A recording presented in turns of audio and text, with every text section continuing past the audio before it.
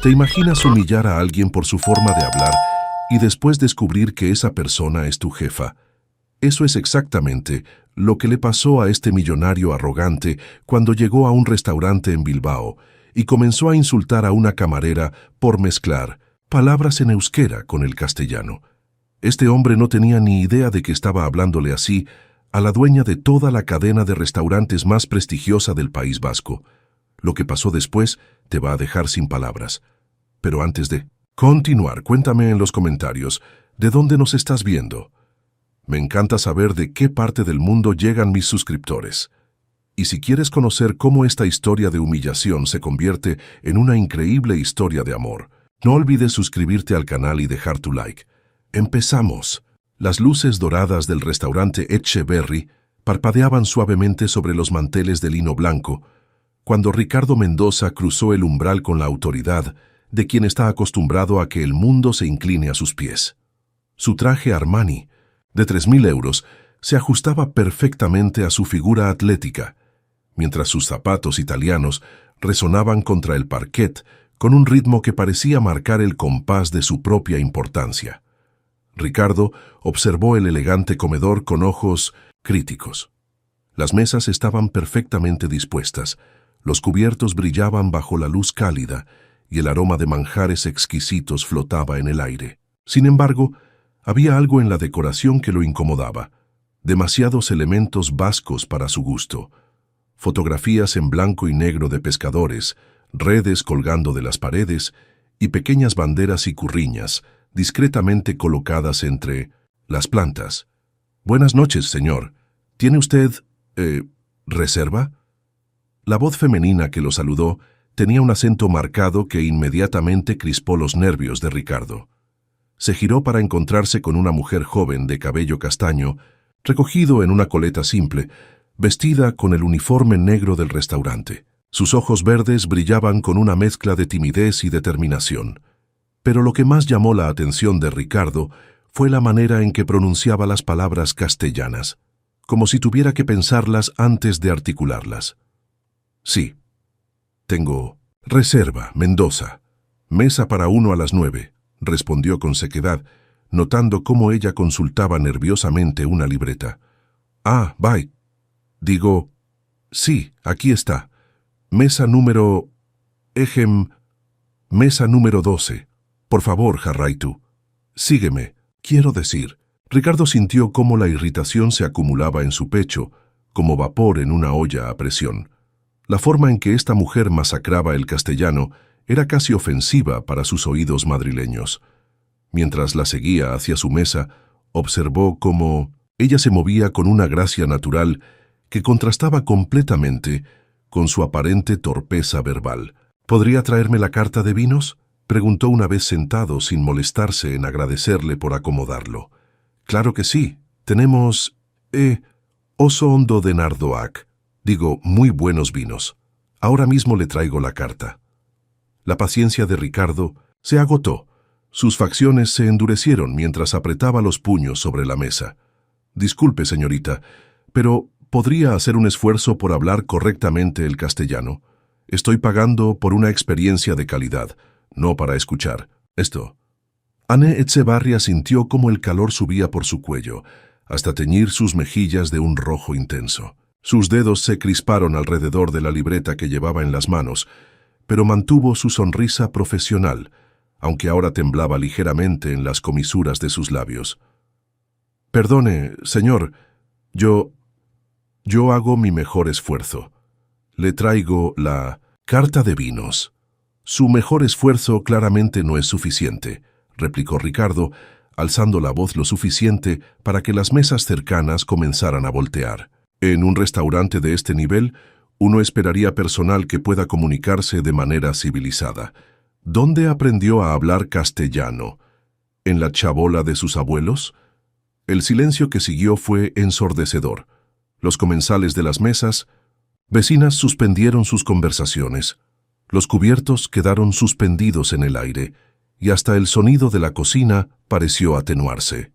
Ane sintió como si el suelo se abriera bajo sus pies, pero algo en su interior se endureció como el acero. «Señor, yo nací aquí, en Euskadi, Esta es mi tierra y el euskera es mi primera lengua. Hablo castellano, francés e inglés, pero el euskera es la lengua de mi corazón, respondió con una dignidad que hizo que varios comensales asintieran con aprobación. Ricardo se puso de pie bruscamente, su silla raspando contra el suelo con un sonido áspero que resonó por todo el comedor. Exactamente mi punto. Si no pueden hablar un castellano decente, no deberían trabajar en servicios. Quiero hablar con el gerente. Ahora.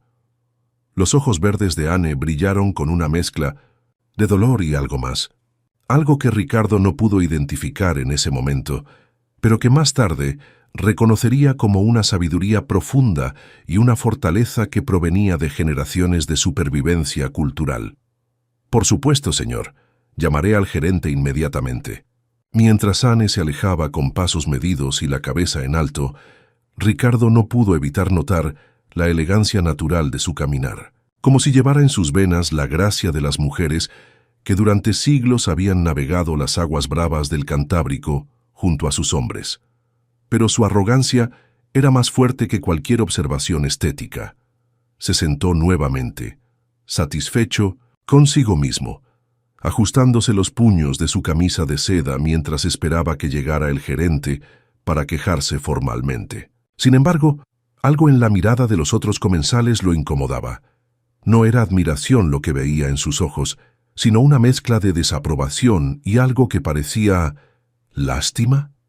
El murmullo de conversaciones que gradualmente se reanudó en el comedor tenía un tono diferente ahora, como si un viento frío hubiera entrado al restaurante.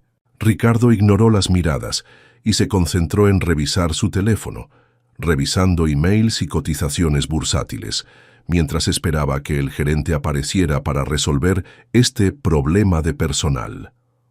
Lo que no sabía era que en unos minutos, su mundo entero iba a dar un vuelco que cambiaría para siempre su perspectiva sobre el poder, el respeto y el verdadero valor de las personas. El sonido de pasos firmes se acercaba desde la cocina, pero Ricardo no levantó la vista de su teléfono hasta que una voz masculina se dirigió a él en un castellano impecable, aunque teñido de un ligero acento vasco.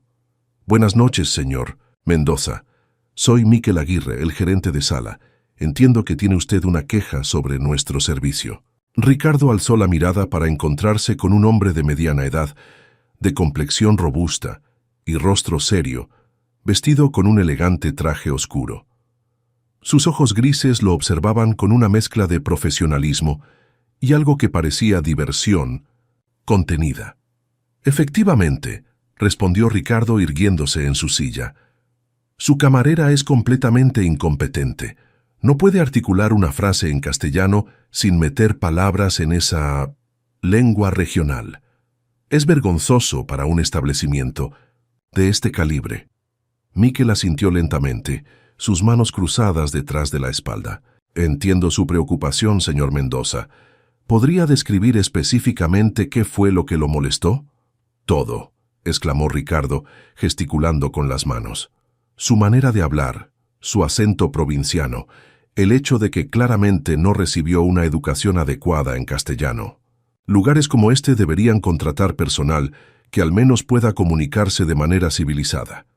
«Ya veo», murmuró Miquel, y Ricardo detectó una sonrisa casi imperceptible en las comisuras de sus labios. «Permítame preguntarle algo, señor Mendoza. ¿Usted habla algún idioma además del castellano?» La pregunta tomó a Ricardo por sorpresa. «Inglés, por supuesto, y algo de francés. ¿Qué tiene que ver eso?» «Simple curiosidad. ¿Y podría usted comunicarse perfectamente en inglés, con un acento madrileño y tal vez mezclando algunas palabras en castellano?» Ricardo frunció el ceño. «Eso es completamente diferente. El inglés es un idioma internacional. Estamos en España, por lo que se debe hablar castellano correctamente». En ese momento Anne apareció nuevamente, pero ahora algo había cambiado en su postura.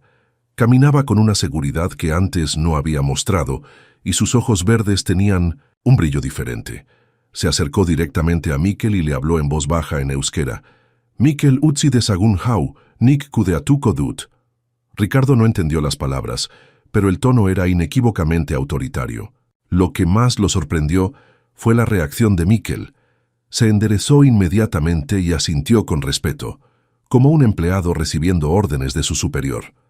«Por supuesto, Andreare Nama», respondió Mikkel, y Ricardo notó que usaba un término que sonaba formal, casi reverencial.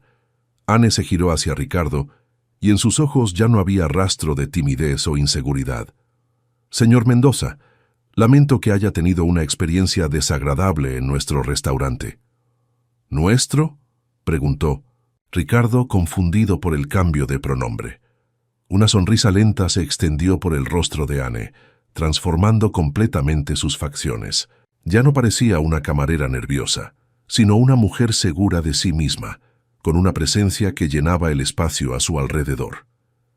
«Permíteme presentarme adecuadamente. Soy Anne Etxebarria, propietaria de la cadena de restaurantes Etxeberri. Esta es mi empresa, señor Mendoza». El mundo de Ricardo se detuvo. Las palabras golpearon su conciencia como olas contra los acantilados de Getxo durante una tormenta. Su rostro palideció visiblemente y su boca se abrió sin emitir sonido alguno. «Trabajo ocasionalmente como camarera en mis restaurantes», continuó Anne. Su voz ahora firme y clara, cada palabra en castellano, pronunciada con perfecta precisión. «Me ayuda a conocer mejor a mis empleados y a evaluar el verdadero carácter de nuestros clientes». Ricardo sintió como si le hubieran quitado el aire de los pulmones. La sangre abandonó su rostro mientras procesaba la magnitud de su error. Conocía la cadena Etxeberri.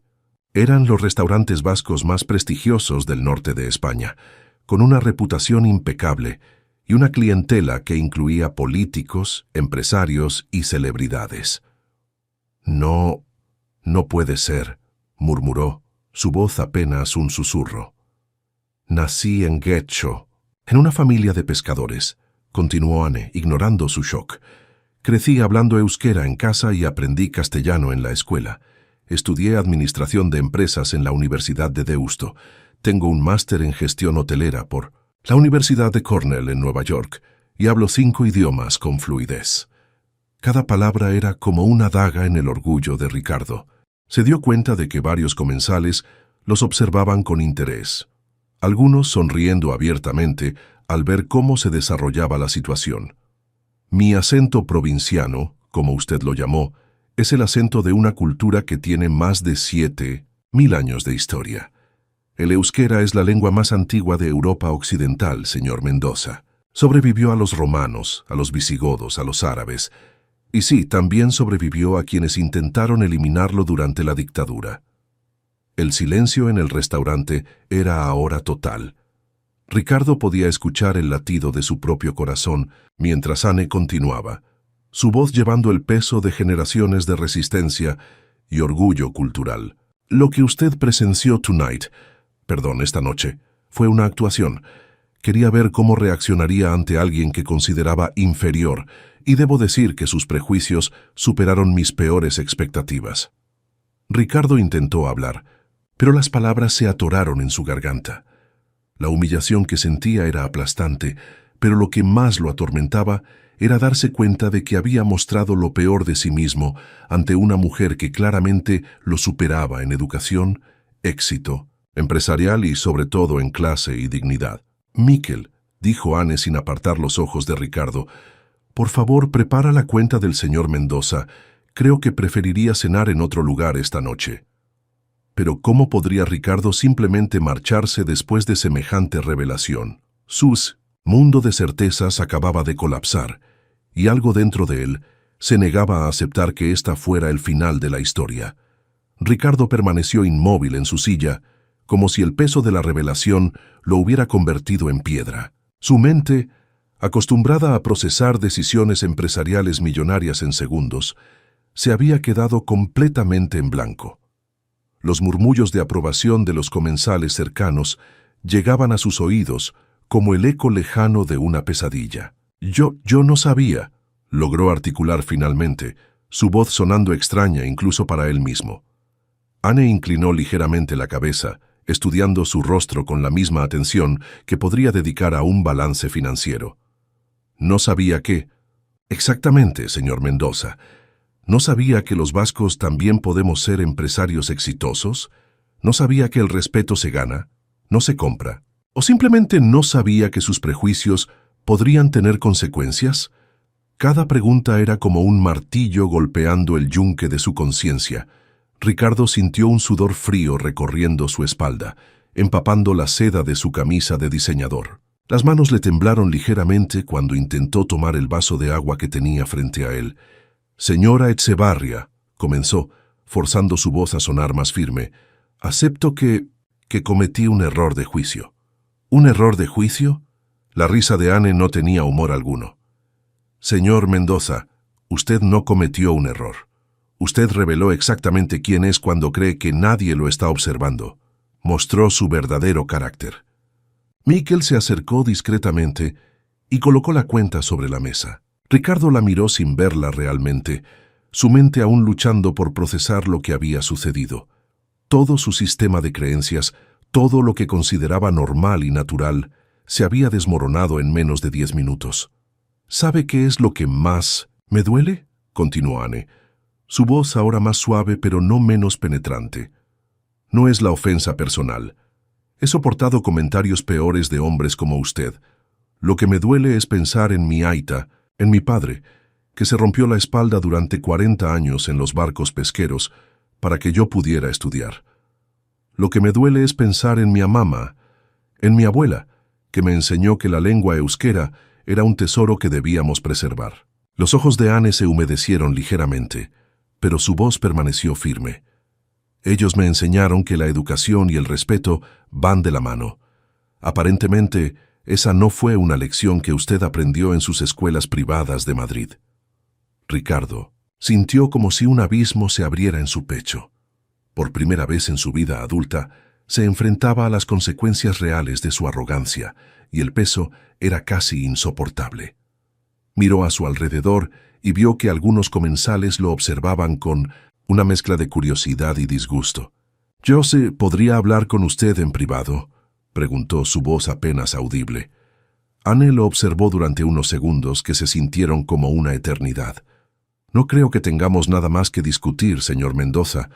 Ha dejado muy clara su opinión sobre mi cultura y mi gente. Por favor», insistió Ricardo, y por primera vez en años la palabra «por favor» salió de sus labios sin cálculo ni manipulación, sino como una súplica genuina. «Solo 5 minutos». Algo en su tono hizo que Anne vacilara. Vio algo en sus ojos que no había estado allí antes, una vulnerabilidad real, una grieta en la armadura de arrogancia que había mostrado durante toda la noche. «Muy bien», dijo finalmente. «5 minutos en mi oficina». Se dirigió hacia la parte trasera del restaurante y Ricardo la siguió con pasos inciertos. Pasaron por una cocina bulliciosa, donde los chefs trabajaban con precisión militar. Subieron unas escaleras de madera que crujían suavemente bajo sus pies y llegaron a una puerta de roble con una pequeña placa que decía «Direczioreak», dirección. La oficina de Anne era sorprendentemente modesta. Las paredes estaban cubiertas de fotografías familiares, pescadores con sus redes, mujeres vascas en trajes tradicionales y lo que parecían ser múltiples generaciones de la familia Etxebarria. Un escritorio sencillo pero elegante ocupaba el centro de la habitación y la ventana daba vista al casco viejo de Bilbao. 5 minutos, repitió Anne, cruzando los brazos mientras se apoyaba contra su escritorio. Ricardo se quedó de pie en el centro de la habitación, sintiéndose más pequeño de lo que se había sentido jamás. «No sé cómo empezar», admitió. «Una disculpa sincera sería un buen comienzo», sugirió Anne, su voz menos hostil pero aún guardada. «Tiene razón, más que razón». Ricardo respiró profundamente. «Lo que hice fue imperdonable. Mis comentarios fueron los de un ignorante arrogante que cree que su manera de ver el mundo es la única válida». Anne no respondió, pero Ricardo notó que su postura se relajó ligeramente. «Crecí creyendo que Madrid era el centro del universo, que el castellano era superior a cualquier otra lengua, que...» Se detuvo, luchando con conceptos que nunca había cuestionado. Que la gente como yo era naturalmente superior a la gente como... bueno, como pensé que era usted. ¿Y ahora?, preguntó Anne, su voz neutral. Ahora me doy cuenta de que he sido un idiota durante toda mi vida. Por primera vez desde la revelación, Anne sonrió ligeramente, aunque la sonrisa no llegó a sus ojos. El primer paso para solucionar un problema es admitir que existe. Ricardo asintió, sintiendo una mezcla extraña de alivio y terror. Alivio porque ella no lo había echado inmediatamente. Terror porque se daba cuenta de que su visión del mundo necesitaba una revisión completa. ¿Hay alguna manera de que pueda compensar lo que hice?, preguntó, consciente de lo patético que sonaba. Anne lo estudió durante un largo momento. Los 5 minutos han terminado, señor Mendoza. Ricardo sintió el rechazo como un puñetazo en el estómago, pero asintió y se dirigió hacia la puerta. Sin embargo, antes de que pudiera tocar el picaporte, la voz de Anne lo detuvo. Si realmente quiere compensar lo que hizo, va a tener que hacer algo más que ofrecer dinero o disculpas vacías. Se giró, una chispa de esperanza encendiéndose en su pecho. ¿Qué tendría que hacer?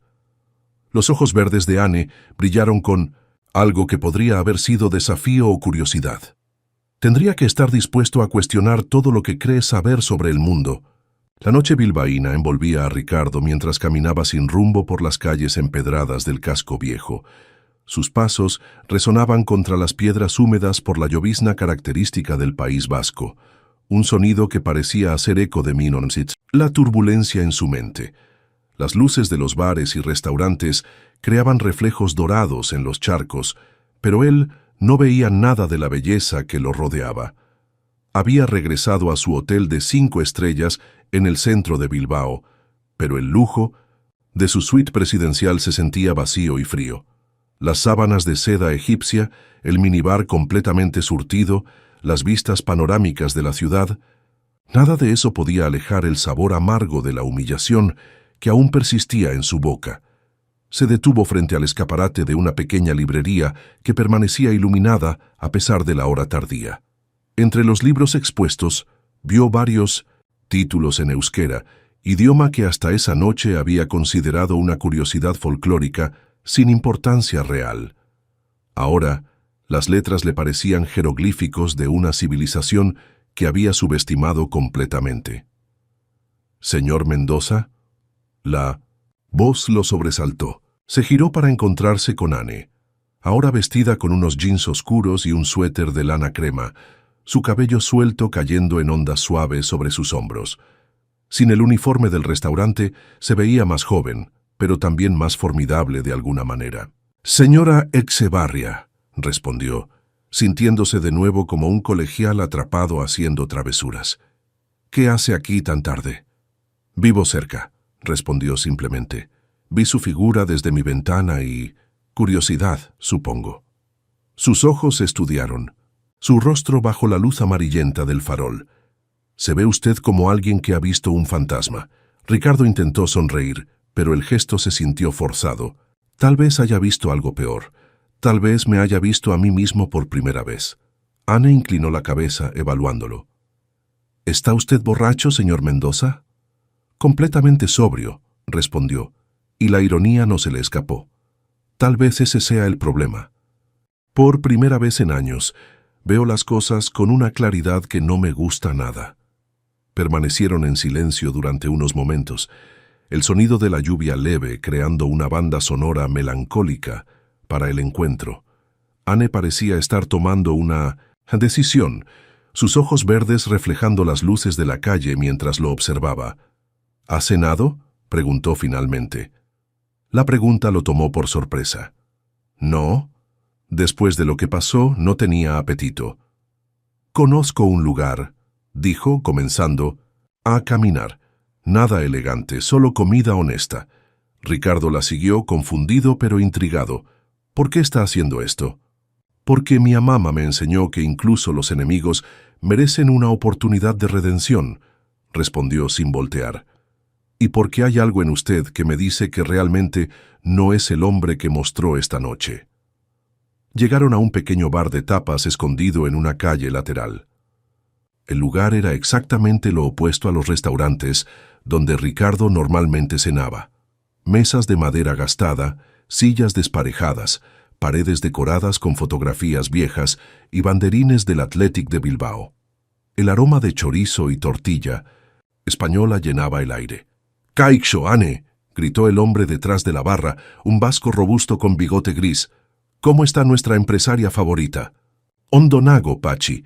Trae 2 cervezas y algunas de tus mejores tapas», respondió Ane en euskera antes de traducir para Ricardo.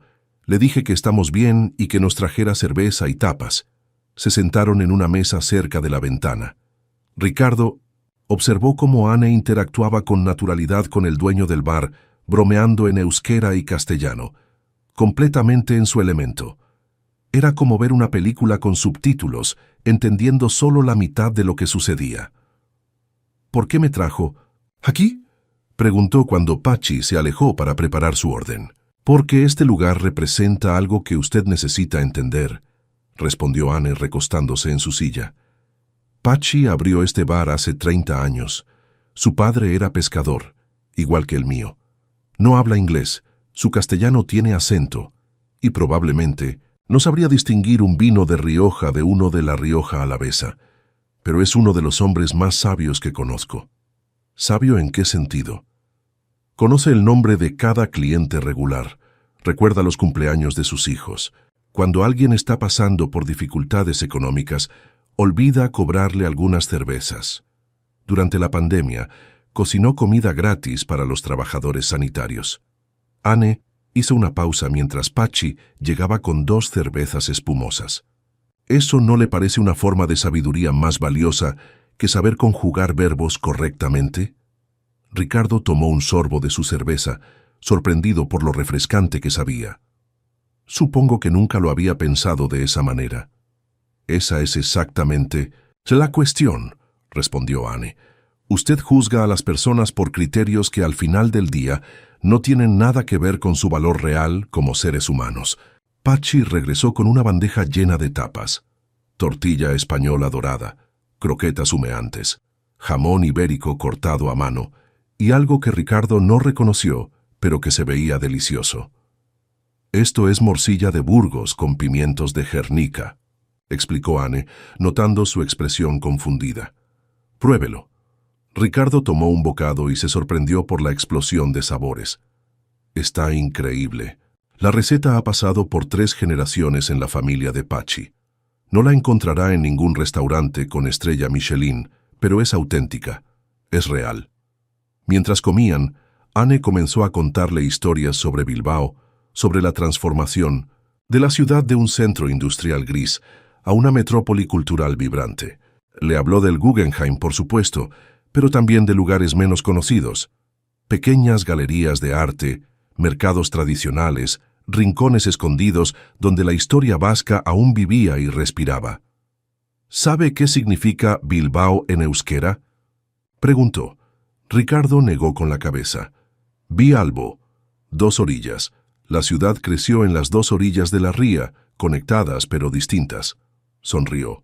Tal vez sea una metáfora apropiada para esta conversación. Por primera vez desde el desastre en el restaurante, Ricardo se sintió relajado.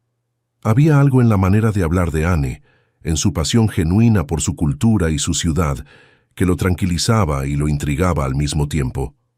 ¿Por qué está haciendo esto?, preguntó de nuevo. Después de lo que le dije, tendría todo el derecho de odiarme. Ane lo estudió por encima de su cerveza. Porque creo que las personas pueden cambiar. Y porque veo algo en usted que tal vez ni usted mismo ha visto todavía. ¿Qué es lo que ve? Eso es algo que tendrá que descubrir por sí mismo. La respuesta lo frustró y lo emocionó a la vez. Cuando se despidieron esa noche, Ricardo sintió que algo fundamental había cambiado en él, aunque no podía identificar exactamente qué. Pero una cosa estaba clara.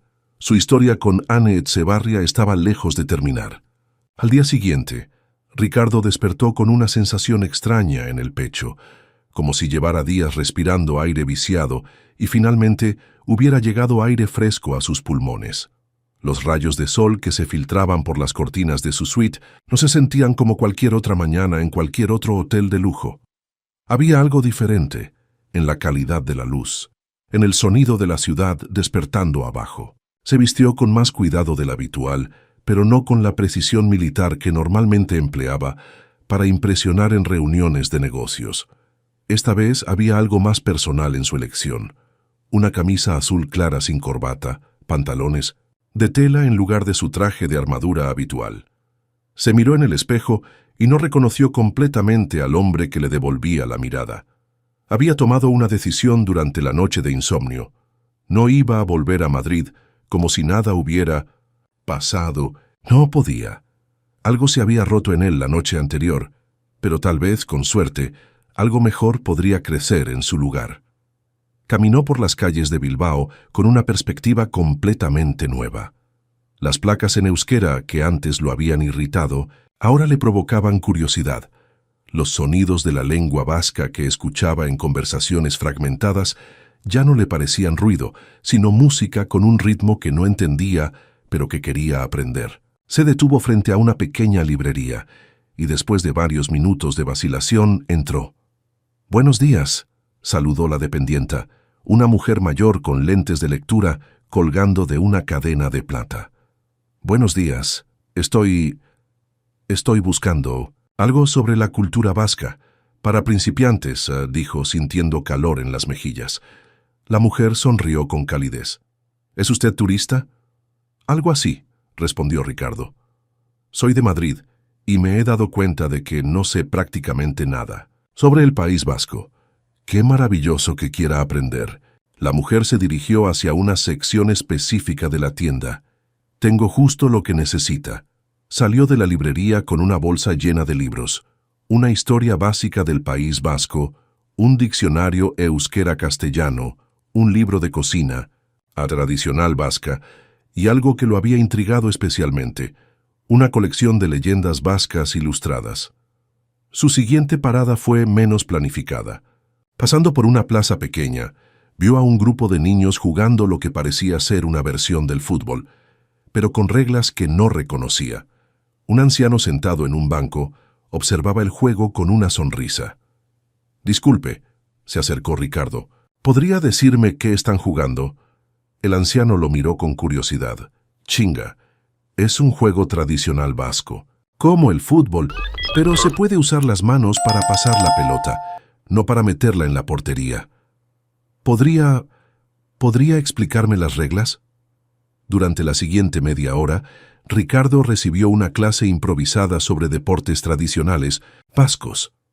El anciano, que se presentó como Koldo, resultó ser un antiguo jugador de pelota vasca y tenía un conocimiento enciclopédico sobre la cultura deportiva de la región.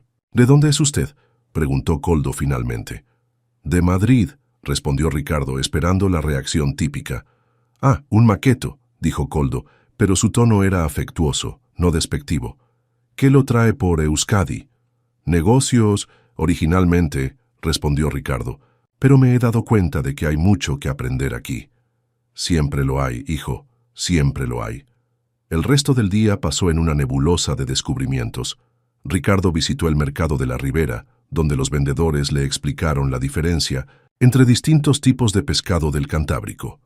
Comió en una sidrería, donde aprendió el ritual tradicional de escanciar la sidra. Incluso se aventuró a entrar en una iglesia, donde un coro ensayaba canciones en euskera, y se quedó parado en la parte trasera, hipnotizado por la belleza de los sonidos. Pero en el fondo de su mente, durante todo el día, estaba Anne. La imagen de sus ojos verdes, la manera en que había hablado de su cultura con tanto orgullo y pasión, la forma en que había visto algo en él que valía la pena salvar. Cuando el sol comenzó a ponerse, se encontró de vuelta en el barrio del restaurante Etxeberri. No había planeado conscientemente ir allí, pero sus pies lo habían llevado de vuelta, como si tuviera asuntos pendientes. Se sentó en un banco frente al restaurante, observando el ir y venir de comensales. Algunos salían riendo, claramente satisfechos con su experiencia. Otros entraban con la expectativa brillando en sus ojos. Era un ballet urbano del que se había perdido completamente la noche anterior por estar demasiado concentrado en su propia importancia. ¿Esperando a alguien? La voz lo hizo voltear. Anne estaba parada a unos metros de distancia, vestida con un elegante abrigo negro, su bolso colgando de su hombro. Sus ojos mostraban sorpresa, pero no hostilidad. «No exactamente», respondió Ricardo, poniéndose de pie. «Solo pensando». «¿Sobre qué?» Ricardo levantó la bolsa de libros. «Sobre todo lo que no sé». Anne se acercó y miró el contenido de la bolsa. Su expresión cambió gradualmente de sorpresa a algo que podría haber sido respeto incipiente. «Euskal Mitologia», leyó en voz alta el título de uno de los libros. «Una buena elección. Puede pronunciarlo». «Euskal Mitologia», intentó Ricardo, masacrando completamente la pronunciación. Anne se rió, y esta vez la risa fue genuina, sin malicia. «Euskal», la K es importante. «Euskal», repitió, y aunque seguía siendo incorrecto, estaba más cerca. «Mejor», dijo Anne. «¿Qué lo inspiró a comprar esto?» «Usted», respondió Ricardo sin dudarlo. «Lo que dijo anoche sobre cuestionar todo lo que creo saber. Decidí empezar por lo básico». Anne lo estudió durante un momento, y Ricardo tuvo la sensación de estar siendo evaluado de alguna manera fundamental. «¿Tiene planes para cenar?», preguntó finalmente. «No. Hay un lugar que me gustaría mostrarle, pero esta vez usted viene. Como mi invitado, no como mi cliente». La diferencia en el tono, la manera en que lo dijo, hizo que Ricardo sintiera algo parecido a la esperanza floreciendo en su pecho. «Me encantaría», respondió. Mientras caminaban juntos por las calles de Bilbao, Ricardo se dio cuenta de que estaba comenzando un viaje que iba mucho más allá del turismo cultural. Estaba comenzando a convertirse en una persona diferente, y por primera vez en su vida, esa transformación no le daba miedo. Le daba esperanza. El restaurante donde Anne lo llevó no aparecía en ninguna guía turística. Escondido en una calle, estrecha cerca de la ría, Arrantzale Etxea, era el tipo de lugar donde los marineros jubilados se reunían para recordar historias del mar mientras bebían patxarán y jugaban al mus. Las paredes estaban decoradas con redes de pescar auténticas, fotografías en blanco y negro de barcos pesqueros y la patina dorada que solo dan décadas de conversaciones y humo de tabaco. «Mi aita solía traerme aquí cuando era niña», explicó Anne mientras se sentaban en una mesa, junto a la ventana que daba vista a la ría. Después de sus viajes de pesca, venía directamente aquí para encontrarse con sus amigos. «Yo me sentaba en esa esquina», señaló hacia un rincón donde había una mesa pequeña, y escuchaba sus historias. Ricardo siguió su mirada, imaginando a una Anne pequeña absorbiendo los relatos de hombres curtidos por el mar y el viento. ¿Qué tipo de historias? De todo. Tormentas que casi los hundieron, capturas milagrosas cuando parecía que no había peces en todo el Cantábrico, avistamientos de ballenas. Los ojos de Anne se iluminaron con el recuerdo. Pero lo que más me fascinaba eran las historias sobre personas, cómo se ayudaban unos a otros en alta mar, cómo compartían información sobre los mejores lugares de pesca, cómo un barco en problemas siempre podía contar con que otros acudieran en su ayuda. Un hombre mayor se acercó a su mesa, su rostro arrugado por años de viento marino, pero sus ojos brillando con alegría genuina al ver a Anne.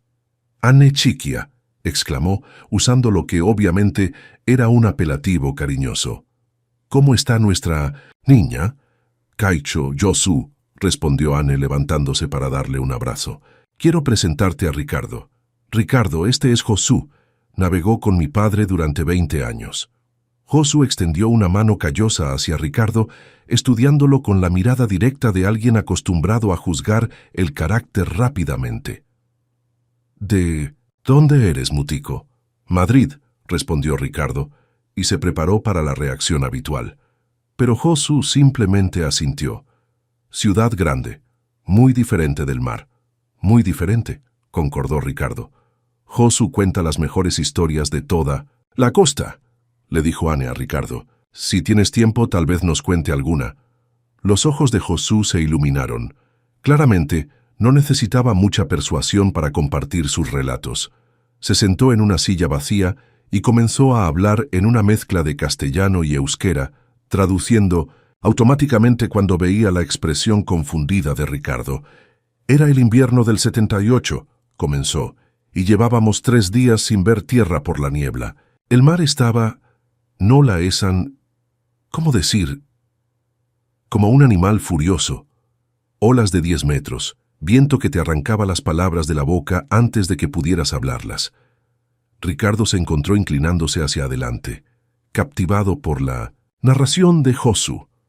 El hombre tenía el don de hacer que sus oyentes sintieran el spray del agua salada en sus rostros, el balanceo del barco bajo sus pies. Entonces vimos una luz, un barco en problemas a unos 2 kilómetros. No podíamos ver qué bandera llevaba, si eran vascos, gallegos o incluso franceses. Pero eso no importaba.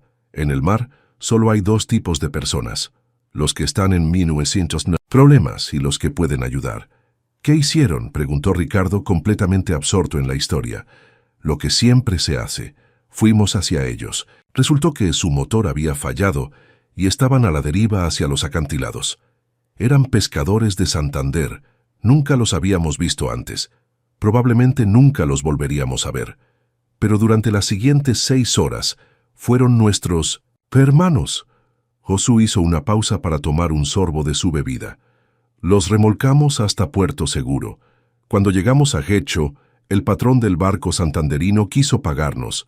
Mi capitán, el padre de Anne, le dijo: «La próxima vez que veas un barco vasco en problemas, haz lo mismo. Esa es toda la paga que necesitamos». Ricardo sintió algo moviéndose en su pecho, una emoción que no podía identificar completamente. ¿Y lo hizo? ¿El hombre de Santander? 5 años después, continuó Josu con una sonrisa, nuestro barco tuvo problemas con la red cerca de Santander. ¿Adivina quién apareció para ayudarnos? El mismo hombre, y sus 2 hijos, que ya trabajaban con él. Nos ayudaron a reparar la red, nos invitaron a cenar y nos dieron información sobre los mejores sitios de pesca de la zona. Josu miró directamente a Ricardo. Esa es la manera vasca, Mutiko. No importa de dónde vengas o cómo hables, lo que importa es lo que haces cuando alguien necesita ayuda. Después de que Josu se despidiera para reunirse con otros amigos, Ricardo y Anne se quedaron en silencio durante varios minutos, contemplando las luces que se reflejaban en el agua oscura de la ría. «¿Entiende ahora por qué me dolió tanto lo que dijo anoche?», preguntó Anne finalmente. Ricardo asintió lentamente. No estaba juzgando solo mi manera de hablar, estaba juzgando toda una forma de ver el mundo. Una forma de ver el mundo basada en la solidaridad, en el respeto mutuo, en la idea de que todos somos más fuertes cuando nos cuidamos unos a otros. Anne giró su copa entre sus manos. Mi padre solía decir que el mar no discrimina. Las tormentas golpean a todos por igual, independientemente de su acento o su educación. Lo único que importa es si estás dispuesto a tender la mano cuando alguien la necesita. Y yo fracasé en esa prueba completamente, murmuró Ricardo. Anoche, sí, concordó Anne, pero aquí está intentando aprender, eso cuenta para algo. Ricardo la miró, viendo no solo la belleza en sus facciones, sino la profundidad de carácter que brillaba en sus ojos. ¿Por qué me está dando esta oportunidad? Después de lo que hice sería más fácil simplemente descartarme como a otro empresario arrogante más. Anne sonrió, y esta vez la sonrisa llegó completamente a sus ojos, porque mi mamá me enseñó algo que Josu acaba de demostrar. A veces, la gente que parece perdida simplemente necesita que alguien les muestre el camino de vuelta a casa. ¿Y si nunca tuve un hogar al que volver? Entonces, dijo Anne levantando su copa en un brindis, tal vez es hora de que construyas uno nuevo. Cuando brindaron, Ricardo sintió que estaba haciendo algo más que un gesto social. Estaba comprometiéndose con un viaje que no sabía a dónde lo llevaría, pero que por primera vez en años lo emocionaba verdaderamente. Los días siguientes adquirieron un ritmo que Ricardo nunca había experimentado. En lugar de las reuniones, de negocios que normalmente llenaban cada hora de su agenda, sus días comenzaron a estructurarse alrededor de pequeños descubrimientos y conversaciones significativas. Había pospuesto indefinidamente su regreso a Madrid, algo que había hecho que su asistente personal lo llamara 3 veces para confirmar que no había sufrido un colapso nervioso. Anne había comenzado a mostrarle Bilbao desde una perspectiva completamente diferente. No los sitios turísticos obvios, aunque eventualmente visitaron el Guggenheim y se maravillaron juntos ante las esculturas de Louis Bourgeois, sino los lugares donde latía el verdadero corazón de la ciudad. Una mañana, lo llevó al mercado de la Ribera temprano, cuando los vendedores apenas estaban montando sus puestos. «Quiero que conozca a Begoña», le dijo, dirigiéndose hacia un puesto de pescado, donde una mujer robusta con delantal blanco limpiaba pescado con movimientos precisos y expertos. «Begoña, este es Ricardo, el maqueto del que te hablé», dijo Anne en castellano, aunque intercaló algunas frases en euskera que Ricardo no entendió pero que claramente divertían a ambas mujeres. «Así que tú eres el que insultó a nuestra...» «Anne», dijo Begoña, pero su tono era más curioso que hostil. «Se ve que has aprendido desde entonces». «Estoy intentándolo», respondió Ricardo honestamente. Begoña lo estudió mientras continuaba su trabajo, sus manos moviéndose automáticamente, mientras sus ojos evaluaban su carácter. «¿Sabes distinguir un besugo fresco de uno que lleva 2 días fuera del agua?» «No tengo ni idea», admitió Ricardo. «Mira los ojos», explicó Begoña, levantando un pescado plateado. «Cuando están claros y brillantes como estos, el pescado es fresco. Cuando se ven nublados o hundidos, mejor busca otro lugar para cenar». Durante la siguiente hora, Ricardo recibió una educación práctica en mariscos, pescados y productos del Cantábrico, que no habría podido obtener en ninguna escuela culinaria. Begoña le enseñó a reconocer las mejores navajas, a distinguir entre diferentes tipos de anchoas y la diferencia crucial entre percebes gallegos y vascos. «Es como conocer personas», explicó Begoña mientras envolvía una selección de pescado fresco para Anne. «Al principio todo parece igual, pero cuando aprendes a mirar realmente, cada uno tiene su propia personalidad, su propia historia que contar». Mientras se alejaban del mercado, Ricardo reflexionó sobre las palabras de Begoña. «¿Eso es lo que estoy haciendo? ¿Aprendiendo a mirar realmente?» «¿Qué crees tú?», preguntó Anne, ajustándose el abrigo contra la brisa fresca que venía de la ría. «Creo que he pasado toda mi vida mirando sin ver realmente», respondió Ricardo, como si hubiera estado usando anteojos con la graduación equivocada. Esa tarde, Anne lo llevó a conocer a su familia. La casa de los Echevarria estaba en Getxo, un edificio de piedra tradicional que había albergado a 3 generaciones de la familia. Cuando Anne abrió la puerta, el aroma de guiso casero llenó inmediatamente el aire. «¡Ah, mamá, hemos llegado!», gritó Anne hacia el interior de la casa. Una mujer mayor apareció desde la cocina, secándose las manos en un delantal decorado con motivos vascos. Sus ojos, del mismo verde intenso que los de Anne, estudiaron a Ricardo con una mezcla de curiosidad y cautela. «Ah, mamá, este es Ricardo. Ricardo, mi mamá, Miren».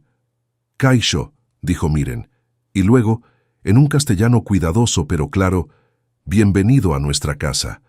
Durante la cena, un guiso de merluza que era posiblemente lo más delicioso que Ricardo había probado jamás. Miren comenzó a contarle historias sobre la historia de la familia. A través de las fotografías que cubrían las paredes de la sala, Ricardo fue conociendo a generaciones de Etxebarrias, pescadores, comerciantes, una bisabuela que había sido maestra durante la República, un tío abuelo que había sido pelotari profesional. «Mi marido, el aita de Anne, siempre decía que las familias son como los árboles», explicó Miren, sus manos gesticulando mientras hablaba. «Las raíces son importantes porque te dan fuerza y te dicen de dónde vienes, pero las ramas son igual, de importantes porque crecen hacia el futuro».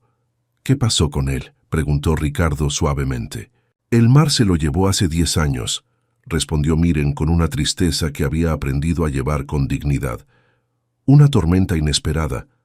Pero antes de irse, vio a Anne graduarse de la universidad. Vio cómo comenzaba a construir su negocio. Murió sabiendo que las ramas de su árbol crecerían fuertes». Ricardo miró a Anne, viendo una nueva dimensión de fuerza en ella. Había perdido a su padre, había tenido que cargar con las expectativas de una empresa familiar, y aún así había mantenido su gracia y su compasión. «¿Cómo lo hizo?», preguntó dirigiéndose a Anne.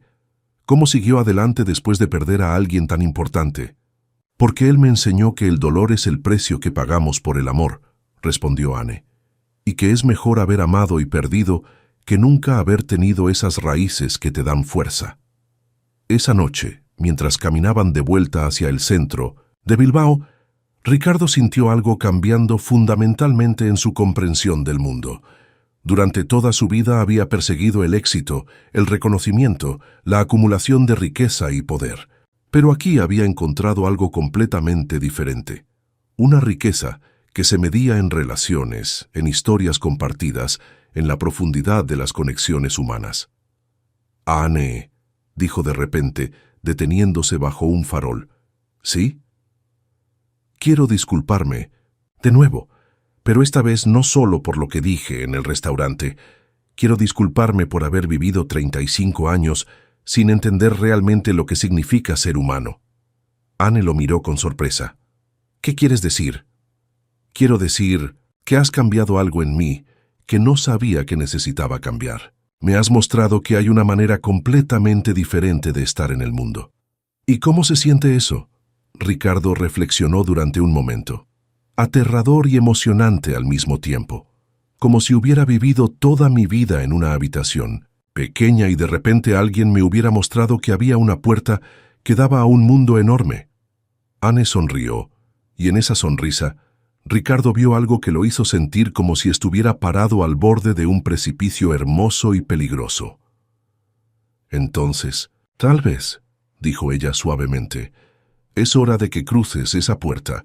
El sonido de la lluvia contra las ventanas del café donde se habían refugiado creaba una banda sonora perfecta para la conversación íntima que se desarrollaba entre Ricardo y Anne.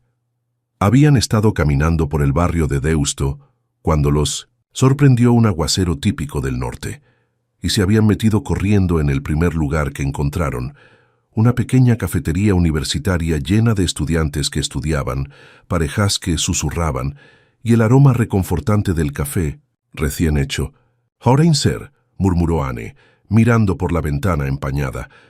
«¿Qué dijiste?», preguntó Ricardo, secándose el cabello húmedo con una servilleta de papel. «Dije, ¿y ahora qué?», en euskera, explicó Anne, sonriendo ante su expresión confundida. «Es automático cuando llueve. Mi mamá siempre decía eso cuando el tiempo cambiaba de repente». «Enséñame», dijo Ricardo impulsivamente. «¿Qué?». «Enséñame a decir algo en euskera, algo básico». Anne inclinó la cabeza estudiándolo. «¿Estás seguro? Es un idioma difícil para los castellano hablantes». «Estoy seguro». «Muy bien. Empecemos con algo simple. Kaicho significa hola. ¿Puedes repetirlo?» «Kaicho», intentó Ricardo, pero la pronunciación sonó forzada y extraña en su boca. No, escucha. Kaicho. La X se pronuncia como sh. «Kaicho», repitió, y esta vez sonó marginalmente mejor. «Mejor. Ahora es que ricasco, gracias». Durante la siguiente media hora, Anne le enseñó frases básicas en euskera. Ricardo luchó con la pronunciación, se frustró con la estructura aparentemente ilógica del idioma, y se maravilló de cómo Anne podía cambiar tan fluidamente entre euskera y castellano. «Es como si fueras dos personas diferentes», observó, después de escucharla hablar por teléfono con alguien en euskera. Su entonación había cambiado, su expresión corporal se había vuelto más expresiva. Cuando hablas euskera, pareces, no sé cómo explicarlo, más tú misma. «Es porque lo soy», respondió Anne simplemente. «El euskera es el idioma en el que aprendí a amar, a reír, a llorar. Es el idioma en el que mi aita me cantaba canciones de cuna, en el que mi amama me contaba cuentos. Cuando hablo euskera, estoy conectada con algo que va más allá de las palabras». ¿Cómo es posible que un idioma contenga tanto? Porque un idioma no es solo palabras, Ricardo. Es una manera de ver el mundo, de organizar los pensamientos, de expresar emociones que tal vez no existen de la misma manera en otros idiomas. Anne tomó un sorbo de su café. Por ejemplo, en euskera tenemos una palabra, saudade no... Perdón, esa es portuguesa. Tenemos iriak, que significa algo como nostalgia, pero es más específico. Es la nostalgia que sientes por un lugar que amas cuando estás lejos de él. Y esa emoción no existe en castellano. Existe la emoción, pero no tenemos una palabra que la capture exactamente. Entonces, cuando perdemos un idioma, no solo perdemos palabras, perdemos maneras de sentir, de pensar, de existir. Ricardo se quedó en silencio, procesando esto. ¿Eso te dolió tanto lo que dije? Exactamente. No estabas criticando solo mi pronunciación, estabas negando el valor de toda una forma de ser humano. La lluvia había parado, pero ninguno de los dos se movió para irse. La conversación había tomado una profundidad que hacía que el mundo exterior pareciera menos importante que el espacio íntimo que habían creado en esa mesa de café. ¿Puedo preguntarte algo personal?, dijo Ricardo. Puedes preguntar, no prometo responder. ¿Por qué decidiste fingir ser solo una camarera esa noche? ¿Realmente solo querías probar el carácter de los clientes? Anne jugó con su taza de café durante un momento antes de responder. Porque a veces me canso de ser la empresaria exitosa. A veces quiero recordar de dónde vengo, quién era antes de tener responsabilidades y empleados y cuentas bancarias. Cuando trabajo como camarera soy solo Anne, no la heredera del negocio familiar, no la mujer que aparece en artículos de revistas de negocios, solo yo. ¿Y qué descubriste sobre mí esa noche? Que eras exactamente lo que esperaba que fueras, respondió honestamente. Otro ejecutivo arrogante que cree que su dinero le da el derecho de menospreciar a otros. ¿Y ahora? Anne lo miró directamente a los ojos. Ahora creo que tal vez esa persona era una máscara que has usado durante tanto tiempo que habías olvidado que había alguien más debajo. ¿Y quién es esa persona? Eso es algo que tienes que descubrir tú mismo. Un estudiante en una mesa cercana comenzó a tocar guitarra suavemente y la melodía llenó el silencio cómodo que se había establecido entre ellos. Ricardo observó a Anne mientras ella escuchaba la música, notando cómo su expresión se suavizaba, cómo sus hombros se relajaban. ¿Sabes lo que es más extraño de todo esto?, dijo finalmente. ¿Qué? Que por primera vez en mi vida, no. Tengo un plan. No tengo objetivos claros, estrategias, hojas de cálculo que me digan qué hacer siguiente. Y en lugar de asustarme, me siento libre. La libertad puede ser aterradora cuando no estás acostumbrado a ella. ¿Tú te sientes libre? Anne consideró la pregunta. A veces, cuando estoy aquí en Bilbao, rodeada de mi familia y mi cultura, me siento profundamente conectada. Pero también cargo con el peso de las expectativas, de mantener viva una tradición, de ser exitosa en un mundo que no siempre valora lo que represento. ¿Y cuando estás conmigo? La pregunta salió antes de que Ricardo pudiera censurarla, y se sintió expuesto y vulnerable en el momento en que las palabras dejaron sus labios. Anne lo miró con sorpresa, y luego sonrió lentamente. Cuando estoy contigo siento curiosidad por ver quién podrías llegar a ser si dejaras ir todo lo que crees que tienes que ser. Era la respuesta más honesta y aterradora que Ricardo había escuchado en años, y supo en ese momento que estaba cayendo, no solo enamorándose de Anne, sino enamorándose de la posibilidad de convertirse en alguien completamente diferente. La mañana siguiente amaneció despejada, uno de esos días raros en Bilbao, cuando el sol parecía haber decidido quedarse para hacer honor a la ciudad. Ricardo había madrugado más de lo habitual, no por obligación, sino por una energía extraña que lo había despertado con una sensación de anticipación que no podía identificar completamente. Anne había sugerido que visitaran el Guggenheim juntos, pero no como turistas típicos.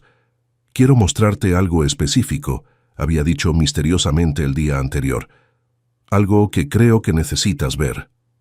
Se encontraron en la plaza frente al High Museo, donde la escultura de Puppy de Jeff Koons montaba guardia con sus flores coloridas, creando un contraste sorprendente con las curvas metálicas titanio del edificio de Frank Gehry. Ricardo había visto el museo en fotografías, por supuesto, pero estar frente a él en persona era completamente diferente. «¿Qué piensas?», preguntó Anne, observando su reacción. «Es extraordinario», respondió Ricardo, girando lentamente para tomar toda la estructura. Es como si el edificio estuviera vivo, como si se moviera incluso estando inmóvil. Exactamente. Cuando lo construyeron, muchos bilbaínos se opusieron. Decían que era demasiado moderno, demasiado extraño para nuestra ciudad tradicional. Pero mira lo que pasó. Ricardo observó el flujo constante de visitantes, las familias tomándose fotos, los artistas callejeros que habían establecido sus puestos en los alrededores. La vida bullía alrededor del museo de una manera que parecía orgánica y natural. Cambió toda la ciudad, murmuró. Cambió toda la región, corrigió Anne. Pero lo más importante es que nos enseñó algo sobre el cambio mismo. A veces, lo que parece imposible o inadecuado al principio puede transformarse en algo hermoso si le das la oportunidad. Entraron al museo, pero en lugar de dirigirse directamente a las galerías principales, Anne lo llevó hacia una sala más pequeña donde se exhibía una instalación temporal de un artista vasco contemporáneo. La obra consistía en una serie de proyecciones de video que mostraban rostros de personas mayores, hablando en euskera, sus palabras proyectadas en la pared en letras que aparecían y desaparecían como olas. ¿Qué están diciendo?, preguntó Ricardo, fascinado por la poesía visual de la instalación. Están contando recuerdos, explicó Anne. El artista viajó por todo Euskadi entrevistando a personas mayores, pidiéndoles que compartieran sus recuerdos más preciados en euskera. Mira esa mujer allí. Ricardo siguió su mirada hacia una proyección donde una anciana de rostro surcado por arrugas sonreía mientras hablaba. Las palabras en euskera aparecían y desaparecían en la pared, pero había subtítulos en castellano e inglés. Está contando sobre el día que conoció a su marido en una romería en Guernica, tradujo Anne. Dice que él no sabía bailar aurrescu, pero que intentó aprender solo para impresionarla. Permanecieron allí durante casi una hora, absorbiendo las historias proyectadas. Había un pescador que recordaba su primera captura, una maestra que hablaba sobre enseñar euskera en secreto durante la dictadura, un pelotari que describía la sensación de golpear la pelota perfectamente en un frontón lleno. ¿Por qué? ¿Me trajiste aquí?, preguntó Ricardo finalmente. Porque quería que vieras que preservar la cultura no significa estar atrapado en el pasado, respondió Anne. Significa honrar lo que vino antes, mientras creas algo nuevo para el futuro. Se movieron hacia otras galerías, donde Ricardo se encontró viendo el arte con ojos completamente diferentes. Una escultura abstracta de Eduardo Chillida, un artista vasco, lo hipnotizó por la manera en que capturaba el movimiento del viento en acero sólido. Pinturas de artistas contemporáneos le hablaban de emociones que no sabía que tenía palabras para expresar. Nunca he entendido realmente el arte moderno, admitió Ricardo frente a una pintura particularmente abstracta. Siempre pensé que era, no sé, pretencioso o vacío. Y ahora creo que tal vez no estaba viendo con los ojos correctos. Salieron del museo cuando el sol comenzaba a declinar, caminando lentamente hacia la ría. Los reflejos dorados del agua creaban un paisaje que parecía pintado, y Ricardo se encontró notando detalles que normalmente habría pasado por alto.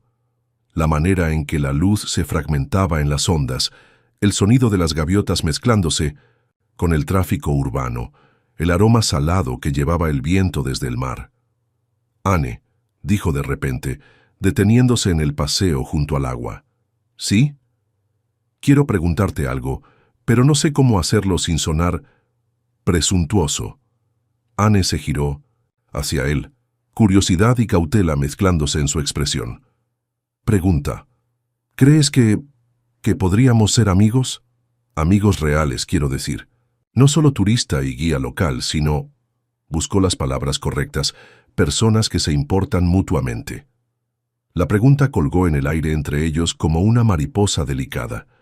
Anne lo estudió con esos ojos verdes que parecían ver directo, más a través de todas sus defensas. ¿Por qué es importante para ti?, preguntó.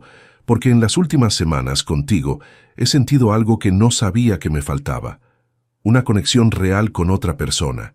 Y me da miedo que cuando me vaya de Bilbao vuelva a ser la persona que era antes. ¿Y qué persona era esa? Alguien que tenía todo lo que el dinero puede comprar y nada de lo que realmente importa. Anne se acercó un paso más y Ricardo pudo ver pequeñas motas doradas en sus ojos verdes. La amistad real requiere honestidad total. ¿Estás preparado? ¿Para eso? Creo que sí. ¿Y estás preparado para que te desafíe cuando veas que estás cayendo en viejos patrones? Especialmente eso. Anne extendió su mano hacia él, y cuando Ricardo la tomó, sintió como si estuviera firmando un contrato más importante que cualquiera de los acuerdos de millones de euros que había cerrado en su carrera. Entonces sí, dijo ella, creo que podríamos ser amigos. Pero mientras caminaban tomados de la mano junto a la ría, ambos sabían que lo que estaba creciendo entre ellos ya había trascendido la amistad, convirtiéndose en algo más profundo y más peligroso. La posibilidad de amor. El teléfono de Ricardo había estado sonando toda la mañana con la insistencia de una alarma de incendio. Llamadas de su oficina en Madrid, mensajes de WhatsApp de clientes preguntando por qué no había regresado, emails marcados como urgente, que se acumulaban en su bandeja de entrada como deudas sin pagar. Había estado ignorándolos durante días, pero la realidad de su vida anterior comenzaba a filtrarse en su burbuja bilbaína como agua fría en un barco con grietas. Estaba sentado en un banco frente a la ría, contemplando el Guggenheim a la distancia, cuando finalmente decidió revisar sus mensajes. El primero era de García, su socio en la empresa de inversiones. Ricardo, ¿dónde carajo estás? Los japoneses están esperando una respuesta sobre el proyecto de Barcelona. Si no cerramos esto esta semana, perdemos 50 millones. El segundo era de su asistente personal. Señor Mendoza, su madre llamó 3 veces. Dice que si no la llama hoy, va a contratar un detective privado para encontrarlo. El tercero, de un cliente importante. Mendoza, necesito que revises los contratos inmediatamente. La competencia está respirando en nuestro cuello. Cada mensaje era como un anzuelo tirando de él de vuelta hacia una vida que, hace solo unas semanas, había sido todo su universo. Pero ahora sentado junto al agua, observando a las familias vascas caminar con sus hijos, escuchando fragmentos de euskera mezclándose con el sonido de las gaviotas, esa vida le parecía pertenecer a otra persona. Su teléfono sonó de nuevo. Esta vez era su madre. «Mamá, Ricardo, Dios mío, ¿dónde has estado? He estado llamándote durante una semana. Tu asistente dice que estás en Bilbao por negocios, pero García dice que no hay ningún negocio que justifique que estés ahí tanto tiempo». La voz de Elena Mendoza tenía ese tono de preocupación maternal mezclada con exasperación que recordaba de su infancia. «Estoy bien, mamá, solo necesitaba un descanso». ¿Un descanso? Ricardo, tú no tomas descansos, ni siquiera paraste. Cuando tuviste gripe el año pasado. ¿Qué está pasando realmente? Ricardo cerró los ojos, sintiendo el peso de tener que explicar algo que él mismo aún no entendía completamente. Es complicado, mamá. Entonces descomplícalo. Ven a casa y hablamos. No puedo, no todavía. El silencio que siguió fue cargado de todas las expectativas no expresadas que habían definido su relación durante décadas. Elena Mendoza había criado a su hijo para ser exitoso, para conquistar el mundo empresarial madrileño, para ser el heredero perfecto de una familia que había construido su fortuna durante generaciones. «Ricardo», dijo finalmente su voz más suave, «¿tiene esto que ver con una mujer?» La pregunta lo tomó por sorpresa. «¿Por qué preguntas eso?» «Porque es la única cosa que podría hacer que mi hijo, que ha planeado cada día de su vida, desde los 15 años, desaparezca sin explicación en una ciudad que no conoce». Ricardo se rió a pesar de sí mismo. Su madre siempre había sido demasiado perceptiva para su propio bien. En parte sí, pero es más complicado que eso. ¿Es seria? No lo sé. Tal vez. Probablemente. ¿Y ella es la razón por la que no quieres volver? Ella es la razón por la que estoy descubriendo que la persona que era en Madrid tal vez no es quien realmente quiero ser. Otro silencio, este más largo. Ricardo, me preocupas. Esto no suena como tú. Tal vez ese es exactamente el punto, mamá. Después de colgar, Ricardo se quedó sentado contemplando el agua, sintiendo como si estuviera siendo tirado en dos direcciones por fuerzas igualmente poderosas. En una dirección estaba todo lo que había construido, su empresa, su reputación, su estatus social, la comodidad de una vida predecible y exitosa. En la otra dirección estaba... ¿qué? ¿La posibilidad de algo mejor? ¿O simplemente la fantasía romántica de un hombre de mediana edad que había confundido la atracción con una revelación espiritual? Su teléfono vibró con un mensaje de Anne. «¿Café esta tarde? Tengo algo que mostrarte». Miró el mensaje durante un largo momento antes de responder. «Necesito hablar contigo sobre algo importante». Se encontraron en el mismo café universitario donde habían tenido su lección de euskera, pero esta vez el ambiente se sintió diferente. Ricardo estaba tenso, distraído, revisando constantemente su teléfono. Anne lo notó inmediatamente. «¿Qué pasa?», preguntó directamente, sin preámbulos. «Mi vida real me está alcanzando», respondió Ricardo, mostrándole algunos de los emails y mensajes que había recibido. «Tengo responsabilidades, compromisos, personas que dependen de mí». Anne leyó algunos de los mensajes en silencio. «¿Y qué vas a hacer?». «No lo sé. Esa es la verdad. Por primera vez en mi vida no tengo un plan». «¿Quieres volver?». La pregunta, directa, lo obligó a confrontar algo que había estado evitando. «Parte de mí sí. Es más fácil. Es familiar. Sé cómo ser esa persona». «¿Y la otra parte?». «La otra parte tiene miedo de que, si me voy ahora, nunca encuentre el valor para cambiar realmente». Anne asintió lentamente. «¿Sabes qué creo?». «¿Qué?». «Creo que no puedes huir de quien eras, pero tampoco puedes fingir que estas últimas semanas no han pasado. Tienes que encontrar una manera de integrar ambas partes de ti. ¿Y cómo se supone que haga eso?». «Esa», dijo Anne, tocando suavemente su mano a través de la mesa, «es la pregunta que solo tú puedes responder». Pero en el fondo de su corazón, Ricardo sabía que la respuesta dependía de algo que aún no se había atrevido a preguntarle. Si había espacio en la vida de Anne para alguien como él, no solo como visitante temporal, sino como parte permanente de su mundo. La decisión llegó de la manera más inesperada. Ricardo estaba en su habitación de hotel, revisando por enésima vez los emails que se acumulaban, cuando su teléfono sonó con una llamada que cambiaría todo. «Ricardo, soy García. Necesito que regreses a Madrid inmediatamente». «¿Qué pasó?». «Los japoneses se retiraron del proyecto. Dicen que nuestra falta de seriedad en las negociaciones los ha hecho dudar de nuestro compromiso. Perdimos los 50 millones y ahora otros clientes están haciendo preguntas». Ricardo sintió como si le hubieran dado un puñetazo en el estómago. «¿Cuándo?». «Esta mañana. Recibí la llamada hace una hora». «Ricardo, esto es serio. Necesitamos hacer control de daños y necesitamos hacerlo ya». Después de colgar, Ricardo se sentó en la cama, contemplando las consecuencias de sus acciones. O más precisamente, de su falta de acción. Había estado tan absorto en su transformación personal que había ignorado las responsabilidades que tenía con otras personas, empleados, socios, clientes que habían confiado en él.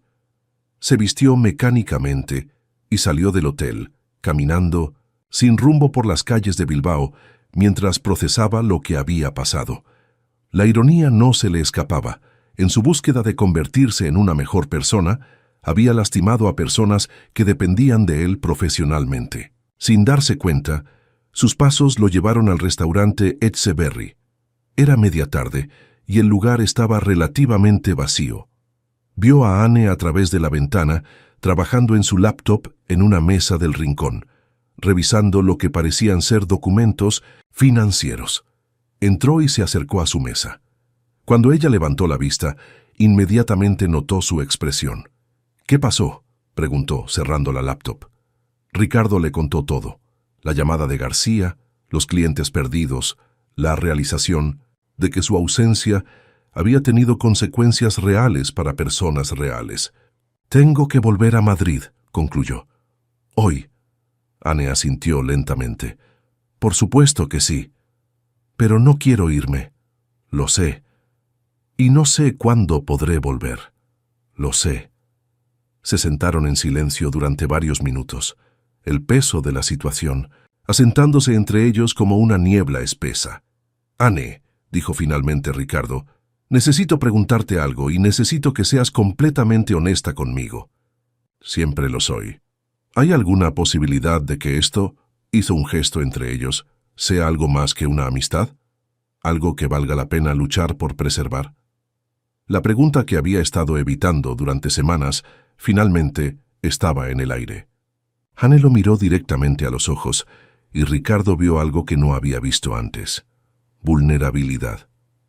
¿Qué necesitas escuchar?, preguntó ella. Necesito escuchar la verdad.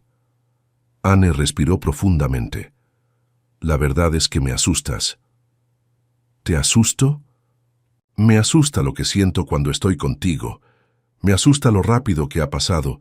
Me asusta que seas de un mundo completamente diferente al mío. Hizo una pausa, y me asusta pensar que todo esto podría ser solo una fantasía romántica que se desvanece en el momento en que vuelves a tu vida real. ¿Y si no fuera una fantasía? ¿Qué estás preguntando exactamente, Ricardo? Él sabía que había llegado al momento de la verdad. Estoy preguntando si estarías dispuesta a intentar construir algo juntos. No sé cómo sería, no sé cómo funcionaría logísticamente, pero estoy preguntando si vale la pena intentarlo. Anne lo estudió durante un largo momento. ¿Y qué pasa con tu vida en Madrid? ¿Con tu empresa? No lo sé. Tal vez pueda encontrar una manera de dividir mi tiempo. Tal vez pueda cambiar la manera en que hago negocios. Tal vez... Se detuvo, dándose cuenta de lo que estaba a punto de decir. Tal vez sea hora de que haga cambios más radicales. ¿Estás diciendo que dejarías Madrid? ¿Tu empresa? Estoy diciendo que tal vez la vida que he estado construyendo no es la vida que realmente quiero. Eso es una decisión muy grande para tomar por alguien que conoces desde hace unas pocas semanas. No la estoy tomando solo por ti, respondió Ricardo. La estoy tomando por mí, por la persona que he descubierto que puedo ser cuando estoy aquí. Anne se levantó y caminó hacia la ventana, contemplando la calle húmeda. Ricardo, no quiero ser la razón por la que destruyas tu vida. Y yo no quiero que mi vida anterior sea la razón por la que pierda la oportunidad de construir algo mejor. Se giró hacia él y Ricardo vio lágrimas brillando en sus ojos. ¿Qué me estás pidiendo exactamente? Te estoy pidiendo que me esperes. Te estoy pidiendo que me des la oportunidad de arreglar el desastre que hice en Madrid y luego volver aquí. Te estoy pidiendo que consideres la posibilidad de que esto sea real. ¿Y si no puedes arreglar el desastre? ¿Y si tu vida en Madrid te consume completamente de nuevo? Entonces, habré perdido la mejor oportunidad de mi vida. Anne volvió a la mesa y tomó las manos de Ricardo entre las suyas. Está bien, dijo suavemente. Te esperaré, pero con una condición. ¿Cuál? Que cuando vuelvas, si vuelves, sea porque realmente has decidido quién quieres ser. No porque estés huyendo de algo, sino porque estás corriendo hacia algo. Te lo prometo. Se besaron entonces por primera vez, y fue un beso que sabía a posibilidades y despedidas, a promesas y miedo, a todo lo que podría ser y todo lo que podría perderse. Cuando se separaron, ambos sabían que habían cruzado un punto de no retorno. Fuera cual fuera el resultado, nada volvería a ser igual. El tren AVE a Madrid nunca le había parecido tan largo. Ricardo contemplaba el paisaje que pasaba por la ventanilla, viendo cómo el verde intenso del País Vasco gradualmente daba paso a los tonos más secos de Castilla, y sintió como si estuviera viajando no solo a través del espacio, sino de vuelta a una versión anterior de sí mismo. Su teléfono no había parado de sonar. García había organizado reuniones de emergencia para esa misma tarde. Los clientes querían explicaciones. Los empleados estaban nerviosos. Todo el ecosistema empresarial que había construido durante años estaba temblando porque su pieza central había desaparecido durante unas semanas. Cuando llegó a su oficina en el Distrito Financiero de Madrid, se sintió como un actor regresando a un escenario familiar, pero interpretando un papel que ya no le quedaba bien. El edificio de cristal y acero, su oficina en el piso 15 con vistas panorámicas de la capital, el escritorio de caoba que había costado más que el salario anual de la mayoría de las personas. Todo se sentía superficial, como un decorado elaborado para una obra de teatro que había perdido su significado. Por fin, García entró a su oficina sin llamar, algo que normalmente habría irritado a Ricardo, pero que ahora simplemente le pareció urgente. ¿Dónde carajo has estado? Y no me digas que era trabajo, porque he llamado a todos nuestros contactos en el norte y nadie sabe nada de ningún proyecto. Ricardo se sentó lentamente en su silla ejecutiva, que una vez había sido su trono, pero ahora se sentía como una prisión cómoda. Es complicado. Descomplícalo, porque mientras tú estabas desaparecido, el mundo no se detuvo. Los japoneses no solo cancelaron el proyecto, están hablando con Herrera y Asociados. Nuestros clientes más importantes están cuestionando nuestra estabilidad. Y tengo 3 empleados que han venido a preguntarme si deberían empezar a buscar otros trabajos. Cada palabra era como un martillo golpeando su conciencia. Ricardo se dio cuenta de que su búsqueda de autenticidad personal había tenido consecuencias reales para personas que confiaban en él. ¿Qué necesitas que haga?, preguntó. Necesito que seas el Ricardo Mendoza que siempre has sido. El que cierra tratos imposibles, el que tranquiliza a clientes nerviosos, el que hace que las cosas funcionen. García se acercó al escritorio. Necesito que olvides cualquier crisis de mediana edad que estés teniendo y salves esta empresa. Durante las siguientes 6 horas, Ricardo se sumergió en el trabajo con una intensidad que no había sentido en semanas. Llamó a clientes, reorganizó contratos, negoció nuevos términos y poco a poco comenzó a estabilizar la situación. Era como montar en bicicleta. Las habilidades estaban ahí automatizadas por años de práctica, pero mientras trabajaba, una parte de su mente permanecía en Bilbao. Pensaba en Anne revisando los libros de su restaurante, en las historias que Josu contaba sobre la solidaridad marinera, en la manera en que Miren hablaba sobre las raíces y las ramas de los árboles familiares. A las 10 de la noche, cuando finalmente salió de la oficina, había logrado salvar el proyecto japonés, con términos menos favorables, pero salvo al fin. Había tranquilizado a los clientes más importantes y había asegurado a sus empleados que la empresa era sólida. Pero se sentía vacío, como si hubiera usado músculos que había estado descansando y ahora le dolían. Su apartamento en el barrio de Salamanca, que una vez había sido su refugio de lujo, se sentía extrañamente estéril. Los muebles de diseñador, las obras de arte cuidadosamente seleccionadas, las ventanas que daban a una de las calles más exclusivas de Madrid, todo parecía pertenecer a otra persona. Se sirvió un whisky de 30 años, una botella que había estado guardando para una ocasión especial que nunca había llegado, y se sentó en su sofá de cuero italiano, mirando las luces de la ciudad a través de las ventanas de suelo a techo. Su teléfono vibró con un mensaje de Anne. ¿Cómo fue el primer día de vuelta en el mundo real? La pregunta lo hizo sonreír por primera vez en todo el día. Le respondió, ¿cómo volver a usar zapatos que ya no me quedan bien? ¿Dolor de pies o dolor de alma? Ambos. ¿Arreglaste lo que necesitabas arreglar? Ricardo reflexionó sobre la pregunta. Había arreglado los problemas inmediatos, había apagado los incendios, había restaurado la confianza, pero ¿había arreglado realmente algo? ¿O simplemente había aplicado vendas temporales a heridas más profundas? Arreglé los síntomas, escribió, pero creo que el problema real es más fundamental. ¿Cuál es el problema real? Esa era la pregunta, ¿no es cierto? Ricardo miró por la ventana hacia las luces de Madrid, hacia la ciudad que había sido su hogar durante toda su vida adulta, y se dio cuenta de que la respuesta era algo que había estado evitando enfrentar. El problema real, escribió lentamente, es que he construido una vida que requiere que sea alguien que ya no quiero ser. La respuesta de Anne llegó varios minutos después. Entonces tal vez es hora de construir una vida diferente. Es tan simple. Nunca dije que fuera simple. Dije que tal vez era necesario. Ricardo se quedó despierto hasta muy tarde esa noche, contemplando por primera vez en su vida la posibilidad de desmantelar sistemáticamente todo lo que había construido para poder reconstruir algo completamente diferente. Era aterrador y emocionante a la vez, como estar parado al borde de un acantilado, preparándose para saltar sin saber exactamente qué había abajo. Pero por primera vez en años, se sintió completamente despierto.